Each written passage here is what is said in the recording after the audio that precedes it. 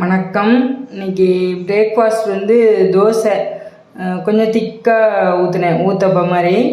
அதுக்கு சைடிஷ் சின்ன வெங்காய சட்னி, சின்ன வெங்காயம், உப்பு, அப்புறம் மிளகாய். அவ்வளோதான். மிளகாயை கொஞ்சம் ஒரு 3 நிமிஷம் மைக்ரோவேவில் வச்சு எடுத்து பண்ணேன். சூப்பராக இருந்தது அந்த சட்னி. அப்புறம் லஞ்ச் லெமன் ரைஸு, அதோட கத்திரிக்காய் வறுவல் இன்றைக்கி வேறு மாதிரி அரைச்சி செஞ்சேன். நல்லா தான் இருந்தது.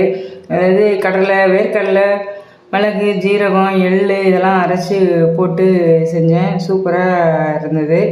அப்புறம் காராமணி பொரியல், அதுதான். கொஞ்சம் தயிர் சாதம் கிளறிட்டு கேரட்டை கட் பண்ணி வச்சுட்டேன் சாப்பிட. அதான் லஞ்சு. சிம்பிளாக ஆனால் ரொம்ப டேஸ்ட்டாக இருந்தது. நமக்கு எப்போவுமே சிம்பிள் லஞ்சு தான்.